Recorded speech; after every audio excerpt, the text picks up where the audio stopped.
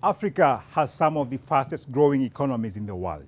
However, to sustain this rapid development, the continent needs a constant supply of electricity while protecting and preserving the environment for future generations.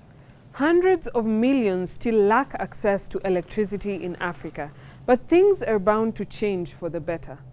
Africa is tired of being in the dark, and Africa cannot develop in the dark. Hello and welcome to this edition of Africa Today. I'm Mubarak Henia. And I am Sheila Nelima. Today we are focusing on efforts to boost renewable energy production in Africa to meet the continent's development aspirations. In our program today, we are also discussing about African startups and the challenges of racism that African entrepreneurs and IT specialists face in their own countries. As usual, I will also be presenting you with a variety of news and events from across the continent and, of course, your comments on social media. So stay tuned.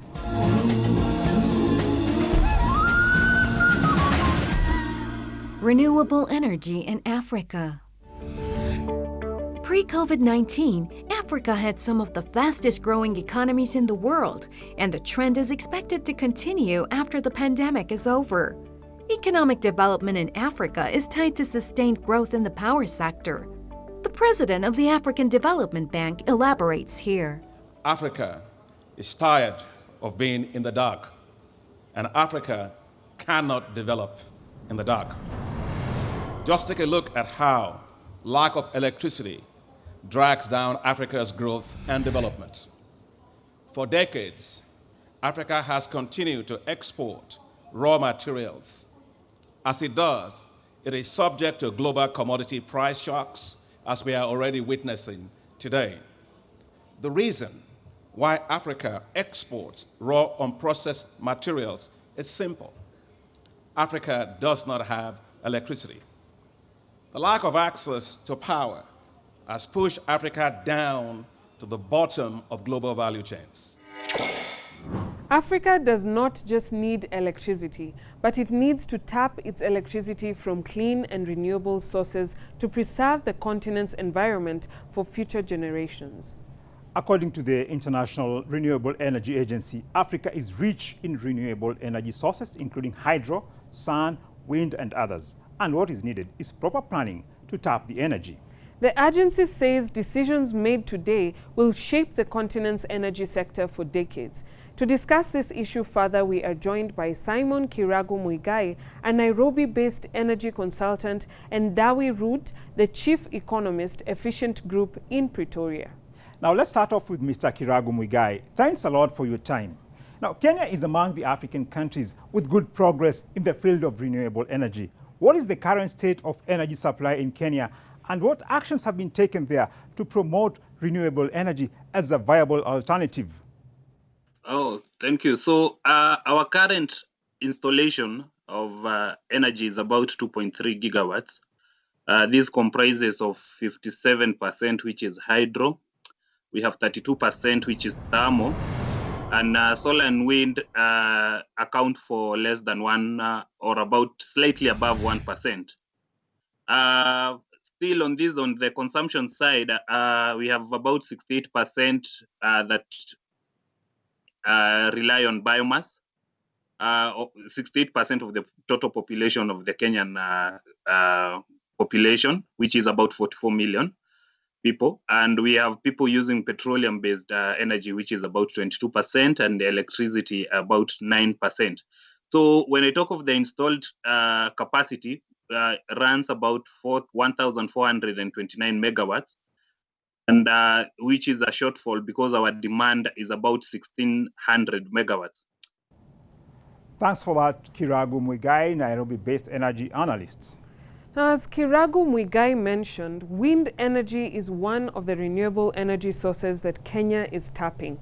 Last year, this East African state launched Africa's largest wind power farm in a bid to boost electricity. The Lake Turkana Wind Power Project is also touted as the single largest private investment in Kenya's history. We started construction in October 2014, and the turbines and the wind farm was ready for connection to the national grid on the 27th of January 2017. And we finally got connected to the national grid on the 24th of September 2018. This is probably one of the most complex project financings that has been done also for a renewable energy project in this continent.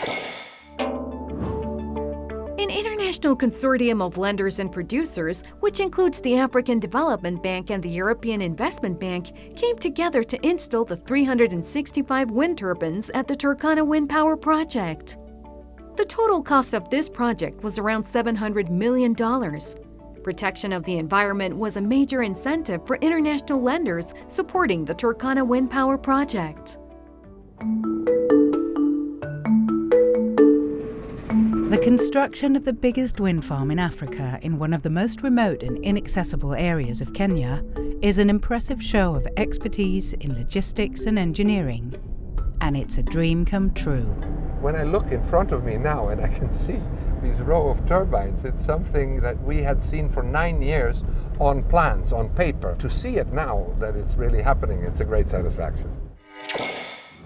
And now we are joined by Dawi Root, the Chief Economist at the Efficient Group in Pretoria. Thanks a lot for your time. As we have seen here, Kenya was able to attract international financing for its wind power project. Now, how can other African countries or governments solve the challenge of financing renewable energy projects which require massive investments? When you talk about the question about where the funding is going to come from, it's actually a question on whether governments or states can fund this. And the answer is in many instances simply no, there just is not capacity on their fiscal accounts.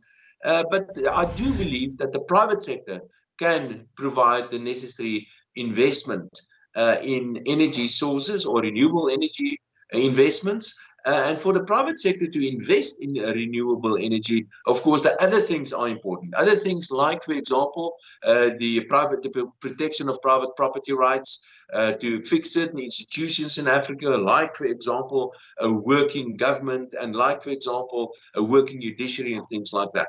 So I don't really look at governments to provide funding for energy or renewable energy in Africa. I think the private sector is the only real potential source for this.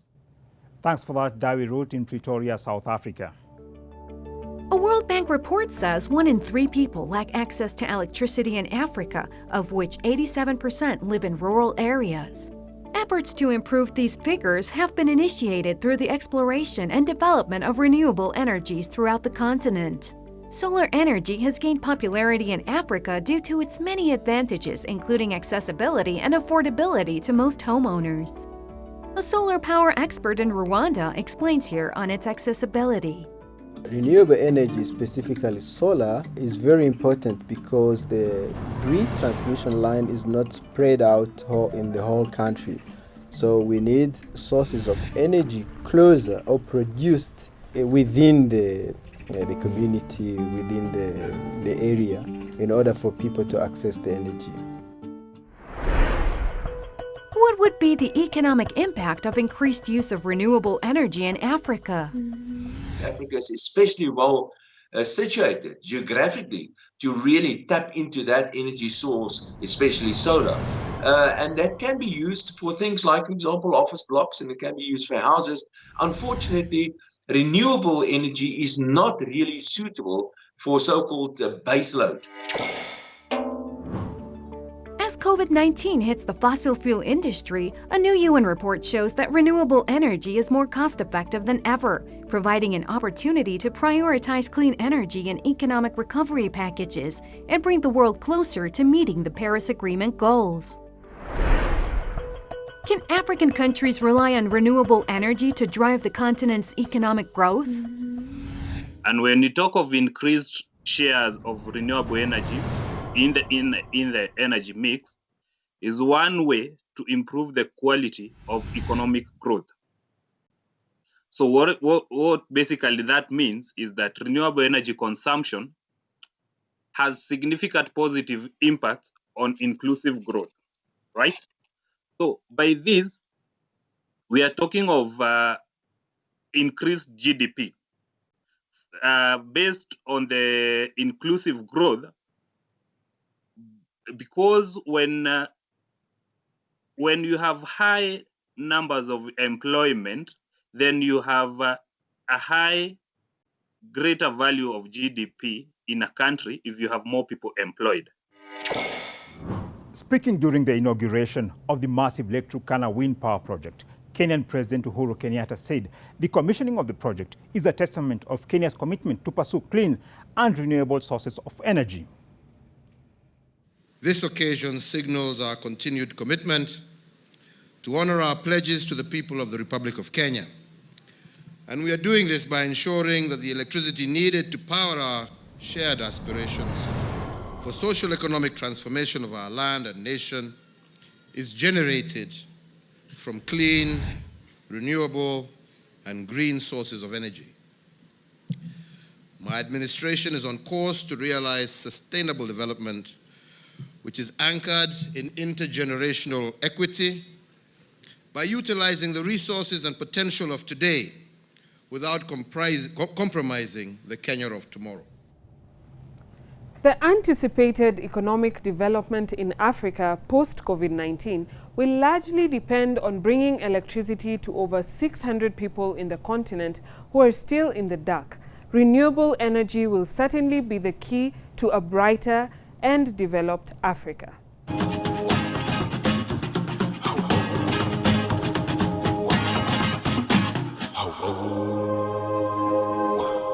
And now let's see what my colleague has in store for you on our news and events segment from across Africa. What do you have for us today, Sheila? Thanks, Henia. This week we touch on education, investment, pirates, and much more. Now first, the South African government is seeking private investors for its national carrier, the South African Airlines. The carrier needs at least $583 million US. Negotiations are already underway with received proposals. They purpose to resume operations by year end. Now on to Africa's children. The World Health Organization and UNICEF have recommended a range of measures for the reopening of schools. This is in a bid to encourage governments in Africa to promote the safe reopening of schools. Surveys carried out by the organizations revealed that education disruption had led to an increase in exposure to violence and exploitation. Now, Somali pirates are at it again. A Panama-flagged ship was hijacked, the first since 2017. The ship was traveling from the United Arab Emirates to the port of Mogadishu. Attacks had been said to have reduced due to better security protocols. Now, investments are paying off for the government of Tanzania. President Magufuli's government invested in the improvement of educational infrastructure both in Zanzibar and mainland Tanzania. The examination results showed a positive performance, with public schools dominating top positions as compared to private schools. Now, the African Continental Free Trade Area officially opened in Accra, Ghana. This was a major milestone towards Africa Union's Agenda 2063. The project creates a market of 1.2 billion people with a combined gross domestic product of $3 trillion US. Now over to the animal kingdom. The Somali elephant shrew that had been thought to be extinct for more than 50 years has been rediscovered in Djibouti. The mammal is about the size of a mouse, an insect eater, and an apparent lover of peanut butter. In fact, it was a peanut butter trap that led it out from its hiding. Well, now we have come to the end of this part. Visit our social media pages to stay updated on the latest news around the continent. Please stay tuned. We have more coming up.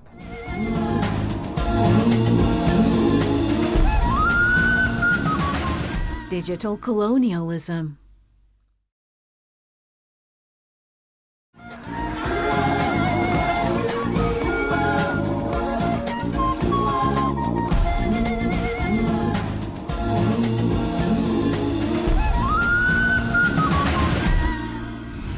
African tech startups had the best year yet in investments in 2019, as 311 companies received $491.6 million in funding. This is according to the African Tech Startups Funding Report 2019. However, there is controversy over what actually is an African tech startup. The reason for divergent opinions on this issue is quite a simple one. The Guardian recently reported that African entrepreneurs endure humiliation, discrimination, stereotyping in interactions with some of the world's most prominent investors. Kennedy Nganga, a geospatial engineer, explains how he was exploited by European investors. I'm out here struggling to make ends meet while other people are enjoying the fruits of all of my innovation, all of my knowledge and everything. To discuss this issue further, we are joined by Alexander Powers, an African affairs analyst. Thanks, Mr. Powers, for your time. What's your take on reports of racism perpetrated by Westerners in African startups? I think it's a mixed bag. I think it's partly cultural. I think there are a lot of factors also affecting Africa direct investment. Some of it has to do with the fact that there's not a lot of capital markets. You start a company here, you build it up, you can't exit easily. There's a lot of corruption. The legal systems in most of these countries are not very good, and it makes it complicated for foreign investors to come in and invest. Is there racism? Yeah, probably, but I think you can't put the whole issue on racism in itself. Thanks for that, Mr. Powers. Stay tuned for more. A Victoria Ventures analysis found that in Kenya, for instance, only 6% of startups that received more than $1 million in 2019 were led by locals. Now, to make matters worse, even startups led by locals faced a hostile environment. A 26-year-old woman who founded Kenya's first digital-only car insurance company gives her take on the challenges she faces as an African woman in her industry. When I was meeting with people, they would be surprised to see that it was actually me. A lot of the CEOs here are not only men, but also foreigners. So then it becomes this huge problem where you look around, you don't really see faces like mine or younger people or women particularly. So I think that's something that we need to change. Global heavyweights such as Goldman Sachs, Stanford University, Chan Zuckerberg Initiative, Andreessen Horowitz, and Sequoia Capital have all invested in startups started by white founders in Africa more frequently than they have invested in firms led by Black Africans. To deal with this problem, some experts argue that giving entrepreneurial skills and adequate funding for young Black businesses across Africa can help in dealing with the challenges posed by these multinationals. Black entrepreneurs are not, Black people are not without ideas. We're not without the ability to see it. We see it. What we don't have is once you see it, where do you go? Mr. Powers, you mentioned about investments. There are many millionaires in Africa. Why have most of them failed to invest heavily in the continent's startups? That's a tough question because I think some of them have, just not on the tech side. Dangote and some of the other big names have built their empires up, and they've either acquired or started their own ventures. So I don't know if that's completely correct. From the tech side, I think there's probably a level of sophistication, but it is true. You don't see traditional African wealth reinvesting back in the continent as you would see in some of the Western cultures. So that is a problem for startups, and it is affecting the growth of the continent. Thanks for that, Mr. Powers, African Affairs Analyst. Many Western and especially U.S. tech firms are aiming to control the digital ecosystem and therefore the entire movement of data for the African continent. U.S. tech firms have covert objectives, and this partly explains why many well-funded startups they establish in Africa are not led by Black Africans. Western tech companies extract, analyze, and own user data for profit, market control, and other forms of intelligence gathering with little or no benefit at all to the data source. A lot of these companies aren't African, they're not even based in Kenya, in Africa, forget Kenya alone. So what is a Kenyan citizen supposed to do when an American company uses their data, sells their data, markets it, as a product, and without their consent, without their ability to intervene, to appeal to a court system? That's kind of the gray area that we're falling into with a lot of these big, tech companies. Is digital colonialism a reality? Well, yes and no. I mean, it's of course the big players are from the West and they have a certain monopoly. But remember, now maybe it's not feasible, but in a perfect world, the internet is an open system. So anyone can create a new technology or clone an existing technology and be able to compete in a local market. So, you know, Africa is wide open right now. There's a lot of opportunity for entrepreneurs, particularly in the blockchain space, crypto, you know, online businesses. Africa is developing. There's not a lot of competition. And even the big players, they can't really compete here other than maybe Google, Facebook, you know, Twitter. But, you know, you still could create your own platform here and get a lot of Africans to follow you because they're really patriotic. They're excited about the growth of their continent. While protests have been held to protest physical racism across the United States, it appears a new dimension of racism has taken root in the form of digital racism. Just like in other forms of racism, Africans are the major victims here, as we have seen in our program today. Additionally, African countries that endured brutality of slavery and colonialism are now facing digital colonialism from the same countries that colonized and plundered their lands. So if you look at the digital economy right now, you have a situation in which you have this data colonialism, which is a process of taking all this data, extracting it out from all over the world, and processing the data, and then spitting back out services to people. And their local economies can't compete because of the concentration of resources and the fact that these companies have already taken over these markets.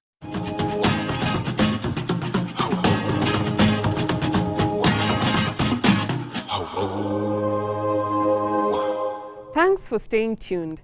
Now it's time to see what you, our viewers, had for us this week. In our episode on albinism in Africa, we had Steve Tosh saying, "Insightful. People should get to know them for their identity and not for what they look like. It's only a shortfall in melanin."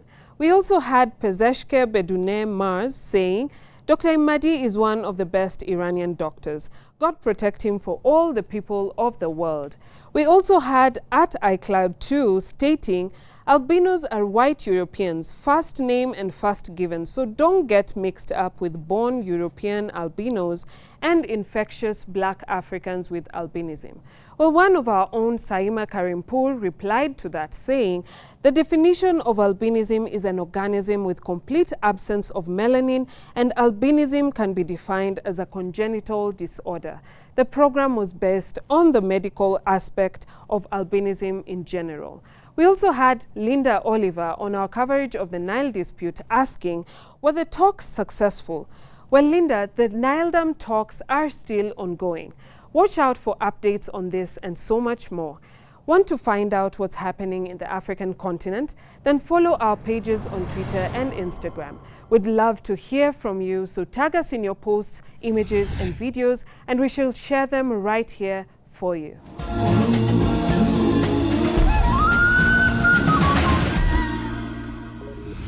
Well, there's still much more to be discussed on this subject of digital racism and colonialism, but unfortunately our time is up for today. We do welcome your comments on this and other episodes of Africa Today. And you can also send us suggestions on topics you would like to see our experts analyzing here. You can send us your comments on our Twitter and Instagram handles as they appear on the screen. Thanks a lot for tuning in. It's goodbye from me, Mubarak Henia. And me, Sheila Nelima, and the entire team.